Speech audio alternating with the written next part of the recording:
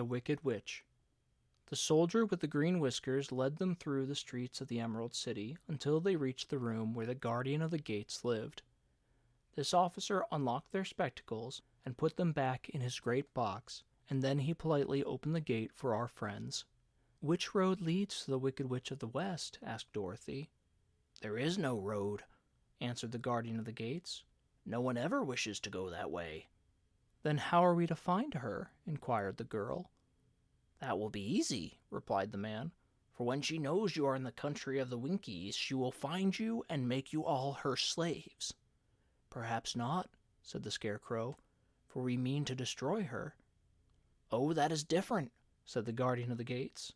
"No one has ever destroyed her before, so I naturally thought she would make slaves of you, as she has of the rest. But take care, for she is wicked and fierce, and may not allow you to destroy her. Keep to the west, where the sun sets, and you cannot fail to find her." They thanked him and bade him good-bye, and turned toward the west, walking over fields of soft grass, dotted here and there with daisies and buttercups. Dorothy still wore the pretty silk dress that she had put on in the palace, but now, to her surprise, she found it was no longer green, but pure white. The ribbon around Toto's neck had also lost its green color, and was as white as Dorothy's dress. The Emerald City was soon left far behind, and as they advanced, the ground became rougher and hillier, for there were no farms nor houses in this country of the West, and the ground was untilled. In the afternoon the sun shone hot in their faces, for there were no trees to offer them shade, so that before night Dorothy and Toto and the lion were tired, and lay down upon the grass and fell asleep, with the woodman and the Scarecrow keeping watch. Now the Wicked Witch of the West had but one eye, yet that was as powerful as a telescope, and could see everywhere. So as she sat in the door of her castle, she happened to look around and saw Dorothy lying asleep with her friends all about her.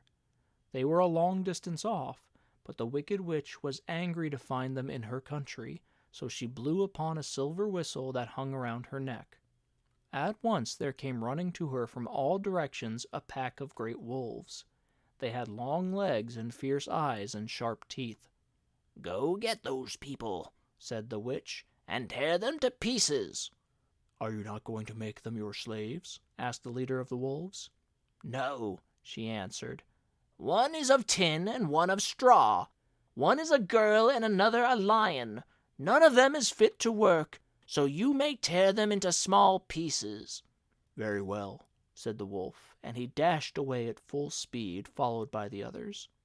It was lucky the Scarecrow and the woodman were wide awake and heard the wolves coming. "This is my fight," said the woodman, "so get behind me and I will meet them as they come." He seized his axe, which he had made very sharp, and as the leader of the wolves came on, the Tin Woodman swung his arm and chopped the wolf's head from its body, so that it immediately died. As soon as he could raise his axe, another wolf came up, and he also fell under the sharp edge of the Tin Woodman's weapon. There were 40 wolves, and 40 times a wolf was killed, so that at last they all lay dead in a heap before the woodman. Then he put down his axe and sat beside the Scarecrow, who said, "It was a good fight, friend." They waited until Dorothy awoke the next morning. The little girl was quite frightened when she saw the great pile of shaggy wolves, but the Tin Woodman told her all. She thanked him for saving them, and sat down to breakfast, after which they started again upon their journey. Now this same morning the Wicked Witch came to the door of her castle, and looked out with her one eye that could see far off. She saw all her wolves lying dead, and the strangers still traveling through her country. This made her angrier than before, and she blew her silver whistle twice. Straightway a great flock of wild crows came flying toward her, enough to darken the sky. And the Wicked Witch said to the King Crow, "Fly at once to the strangers, peck out their eyes, and tear them to pieces." The wild crows flew in one great flock toward Dorothy and her companions. When the little girl saw them coming, she was afraid. But the Scarecrow said, "This is my battle, so lie down beside me, and you will not be harmed." So they all lay upon the ground except the Scarecrow, and he stood up and stretched out his arms. And when the crows saw him, they were frightened, as these birds always are by scarecrows, and did not dare to come any nearer. But the King Crow said, "It is only a stuffed man. I will peck his eyes out." The King Crow flew at the Scarecrow, who caught it by the head and twisted its neck until it died. And then another crow flew at him, and the Scarecrow twisted its neck also. There were 40 crows, and 40 times the Scarecrow twisted a neck, until at last all were lying dead beside him. Then he called to his companions to rise, and again they went upon their journey. When the Wicked Witch looked out again, and saw all her crows lying in a heap, she got into a terrible rage, and blew 3 times upon her silver whistle. Forthwith there was heard a great buzzing in the air, and a swarm of black bees came flying toward her. "Go to the strangers and sting them to death," commanded the witch, and the bees turned and flew rapidly until they came to where Dorothy and her friends were walking. But the woodman had seen them coming, and the Scarecrow had decided what to do. "Take out my straw and scatter it over the little girl and the dog and the lion," he said to the woodman, "and the bees cannot sting them." This the woodman did, and as Dorothy lay close beside the lion and held Toto in her arms, the straw covered them entirely. The bees came and found no one but the woodman to sting, and so they flew at him and broke off all their stings against the tin, without hurting the woodman at all. And as bees cannot live when their stings are broken, that was the end of the black bees, and they lay scattered thick about the woodman like little heaps of fine coal. Then Dorothy and the lion got up, and the girl helped the Tin Woodman put the straw back into the Scarecrow again, until he was as good as ever. So they started back upon their journey once more. The Wicked Witch was so angry when she saw her black bees in little heaps like fine coal, that she stamped her foot and tore her hair and gnashed her teeth. And then she called a dozen of her slaves, who were the Winkies, and gave them sharp spears, telling them to go to the strangers and destroy them. The Winkies were not a brave people, but they had to do as they were told. So they marched away until they came near to Dorothy. Then the lion gave a great roar and sprang towards them, and the poor Winkies were so frightened that they ran back as fast as they could. When they returned to the castle, the Wicked Witch beat them well with a strap, and sent them back to their work, after which she sat down to think what she should do next. She could not understand how all her plans to destroy these strangers had failed, but she was a powerful witch, as well as a wicked one, and she soon made up her mind how to act. There was in her cupboard a golden cap, with a circle of diamonds and rubies running round it. This golden cap had a charm. Whoever owned it could call 3 times upon the winged monkeys, who would obey any order they were given. But no person could command these strange creatures more than 3 times. Twice already the Wicked Witch had used the charm of the cap. Once was when she had made the Winkies her slaves, and set herself to rule over their country. The winged monkeys had helped her do this. The second time was when she had fought against the great Oz himself, and driven him out of the land of the West. The winged monkeys had also helped her in doing this. Only once more could she use this golden cap, for which reason she did not like to do so until all her other powers were exhausted.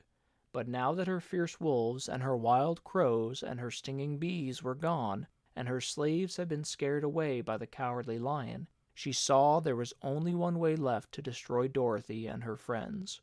So the Wicked Witch took the golden cap from her cupboard and placed it upon her head. Then she stood upon her left foot and said slowly, "Epi, pepi, kaki." Next she stood upon her right foot and said, "Hilo, holo, hello." After this she stood upon both feet and cried in a loud voice, "Zizzy, zoozy, zik." Now the charm began to work. The sky was darkened, and a low rumbling sound was heard in the air. There was a rushing of many wings, a great chattering and laughing, and the sun came out of the dark sky to show the Wicked Witch surrounded by a crowd of monkeys, each with a pair of immense and powerful wings on his shoulders. One, much bigger than the others, seemed to be their leader. He flew close to the witch and said, "You have called us for the 3rd and last time. What do you command?" "Go to the strangers who are within my land and destroy them all except the lion," said the wicked witch. "Bring that beast to me, for I have a mind to harness him like a horse and make him work." "Your command shall be obeyed," said the leader. Then, with a great deal of chattering and noise, the winged monkeys flew away to the place where Dorothy and her friends were walking. Some of the monkeys seized the Tin Woodman and carried him through the air until they were over a country thickly covered with sharp rocks. Here they dropped the poor woodman, who fell a great distance to the rocks, where he lay so battered and dented that he could neither move nor groan. Others of the monkeys caught the Scarecrow, and with their long fingers pulled all the straw out of his clothes and head. They made his hat and boots and clothes into a small bundle and threw it into the top branches of a tall tree. The remaining monkeys threw pieces of stout rope around the lion and wound many coils about his body and head and legs until he was unable to bite or scratch or struggle in any way. Then they lifted him up and flew away with him to the witch's castle, where he was placed in a small yard with a high iron fence around it, so that he could not escape. But Dorothy they did not harm at all. She stood with Toto in her arms, watching the sad fate of her comrades and thinking it would soon be her turn.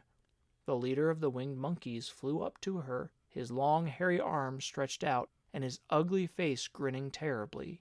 But he saw the mark of the good witch's kiss upon her forehead and stopped short, motioning the others not to touch her. "We dare not harm this little girl," he said to them, "for she is protected by the power of good, and that is greater than the power of evil. All we can do is carry her to the castle of the wicked witch and leave her there." So carefully and gently they lifted Dorothy in their arms and carried her swiftly through the air until they came to the castle, where they set her down upon the front doorstep. Then the leader said to the witch, "We have obeyed you as far as we are able. The Tin Woodman and the Scarecrow are destroyed, and the lion is tied up in your yard. The little girl we dare not harm, nor the dog she carries in her arms. Your power over our band is now ended, and you will never see us again." Then all the winged monkeys, with much laughing and chattering and noise, flew into the air and were soon out of sight. The wicked witch was both surprised and worried when she saw the mark on Dorothy's forehead, for she knew well that neither the winged monkeys nor she herself dare hurt the girl in any way. She looked down at Dorothy's feet, and seeing the silver shoes, began to tremble with fear, for she knew what a powerful charm belonged to them. At first the witch was tempted to run away from Dorothy, but she happened to look into the child's eyes, and saw how simple the soul behind them was, and that the little girl did not know of the wonderful power the silver shoes gave her. So the wicked witch laughed to herself, and thought, "I can still make her my slave, for she does not know how to use her power." Then she said to Dorothy harshly and severely, "Come with me, and see that you mind everything I tell you. For if you do not, I will make an end of you, as I did the Tin Woodman and the Scarecrow." Dorothy followed her through many of the beautiful rooms in her castle until they came to the kitchen, where the witch bade her clean the pots and kettles and sweep the floor and keep the fire fed with wood. Dorothy went to work meekly, with her mind made up to work as hard as she could, for she was glad the wicked witch had decided not to kill her. With Dorothy hard at work, the witch thought she would go into the courtyard and harness the cowardly lion like a horse. It would amuse her, she was sure, to make him draw her chariot whenever she wished to go to drive. But as she opened the gate, the lion gave a loud roar and bounded at her so fiercely that the witch was afraid and ran out and shut the gate again. "If I cannot harness you," said the witch to the lion, speaking through the bars of the gate, "I can starve you. You shall have nothing to eat until you do as I wish." So after that she took no food to the imprisoned lion, but every day she came to the gate at noon and asked, "Are you ready to be harnessed like a horse?" The lion would answer, "No, if you come in this yard, I'll bite you." The reason the lion did not have to do as the witch wished was that every night, while the woman was asleep, Dorothy carried him food from the cupboard. After he had eaten, he would lie down on his bed of straw, and Dorothy would lie beside him and put her head on his soft, shaggy mane. while they talked of their troubles and tried to plan some way to escape. But they could find no way to get out of the castle, for it was constantly guarded by yellow Winkies, who were the slaves of the Wicked Witch and too afraid of her not to do as she told them. The girl had to work hard during the day, and often the witch threatened to beat her with the same old umbrella she always carried in her hand. But, in truth, she did not dare to strike Dorothy, because of the mark upon her forehead. The child did not know this, and was full of fear for herself and Toto. Once the witch struck Toto a blow with her umbrella, and the brave little dog flew at her and bit her leg in return. The witch did not bleed where she was bitten, for she was so wicked that the blood in her had dried up many years before. Dorothy's life became very sad as she grew to understand that it would be harder than ever to get back to Kansas and Aunt Em again. Sometimes she would cry bitterly for hours, with Toto sitting at her feet and looking into her face, whining dismally to show how sorry he was for his little mistress. Toto did not really care whether he was in Kansas or the land of Oz, so long as Dorothy was with him, but he knew the little girl was unhappy, and that made him unhappy too. Now the Wicked Witch had a great longing to have for her own the silver shoes which the girl always wore. Her bees and her crows and her wolves were lying in heaps and drying up, and she had used up all the power of the golden cap.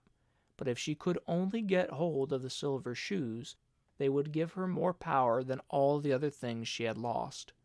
She watched Dorothy carefully to see if she ever took off her shoes, thinking that she might steal them, but the child was so proud of her pretty shoes that she never took them off except at night and when she took her bath. The witch was too much afraid of the dark to dare go into Dorothy's room at night to take the shoes, and her dread of water was greater than her fear of the dark, so she never came near when Dorothy was bathing. Indeed, the old witch never touched water, nor ever let water touch her in any way. But the wicked creature was very cunning, and she finally thought of a trick that would give her what she wanted. She placed a bar of iron in the middle of the kitchen floor, and then by her magic arts made the iron invisible to human eyes, so that when Dorothy walked across the floor, she stumbled over the bar, not being able to see it, and fell at full length. She was not much hurt, but in her fall one of the silver shoes came off, and before she could reach it, the witch had snatched it away and put it on her own skinny foot. The wicked woman was greatly pleased with the success of her trick, for as long as she had one of the shoes, she owned half the power of their charm, and Dorothy could not use it against her, even had she known how to do so. The little girl, seeing she had lost one of her pretty shoes, grew angry, and said to the witch, "Give me back my shoe." "I will not," retorted the witch, "for it is now my shoe, and not yours." "You are a wicked creature," cried Dorothy. "You have no right to take my shoe from me." "I shall keep it just the same," said the witch, laughing at her, "and some day I shall get the other one from you too." This made Dorothy so very angry that she picked up the bucket of water that stood near and dashed it over the witch, wetting her from head to foot. Instantly the wicked woman gave a loud cry of fear, and then as Dorothy looked at her in wonder, the witch began to shrink and fall away. "See what you have done!" she screamed. "In a minute I shall melt away." "I'm very sorry indeed," said Dorothy, who was truly frightened to see the witch actually melting away like brown sugar before her very eyes. "Didn't you know the water would be the end of me?" asked the witch in a wailing, despairing voice. "Of course not," answered Dorothy. "How should I?" "Well, in a few minutes I shall be all melted, and you will have the castle to yourself. I have been wicked in my day, but I have never thought a little girl like you would ever be able to melt me and end my wicked deeds. Look out, here I go." With these words the witch fell down in a brown, melted, shapeless mass, and began to spread over the clean boards of the kitchen floor. Seeing that she had really melted away to nothing, Dorothy drew another bucket of water and threw it over the mess. She then swept it all out the door.